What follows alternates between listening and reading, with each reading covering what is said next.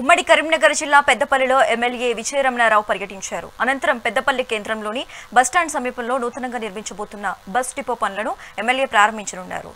Depot కోసం పెద్దపల్లి ప్రజలు ఎన్నో ఏళ్ల నుంచి ఎదురుచూస్తున్నారని, ఈ బస్ డిపో నిర్మాణం అయితే గ్రామీణ ప్రాంత ప్రజలు ఇబ్బందులు తీరుతాయన్నారు. సుమారు 11 కోట్ల రూపాయల వ్యయంతో నిర్మిస్తున్న బస్ డిపో మరో 8 నెలల్లో పూర్తి చేసి ప్రారంభానికి సిద్ధం చేస్తామన్నారు. అనంతరం బస్ డిపో కేటాయించిన సీఎం రేవంత్ రెడ్డి, మంత్రి పొన్నం ప్రభాకర్ కు ఎమ్మెల్యే విజయరమణారావు ప్రత్యేక కృతజ్ఞతలు తెలిపారు. ప్రారంభ సమయే వృత్తి దేవతా పూజవదే దైవీ స్వత్రత్ర స్వజం సన్నో అస్తు ద్విపదే చతుష్పదే ఓం అతో జ్యాయ గుచ్చ పురుష పాదో కమిషనర్ సార్ కావాలి. కమిషనర్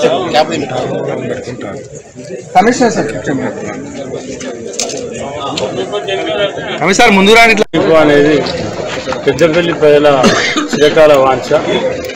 ఇవాళ మరి పనులు ప్రారంభించుకోవడం కోసం మరి ఆనాడు ముఖ్యమంత్రి గారు పెద్దపల్లికి వచ్చినప్పుడు యువ వికాస పబ్లిక్ మీటింగ్లో ఆ రోజు ఇక్కడికి వచ్చినప్పుడు మరి జీవో ఇవ్వడం జరిగింది.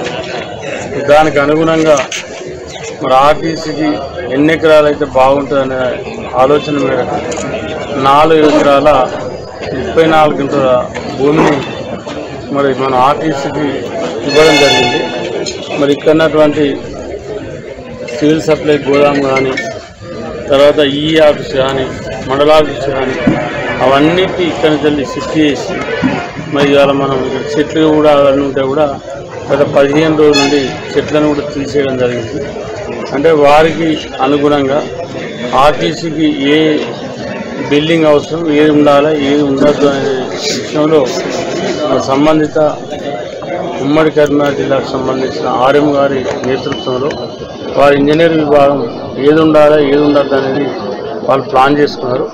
వాళ్ళ ప్లాన్ ప్రకారంగా ముందుకెళ్తూ ఉన్నారు. అనేది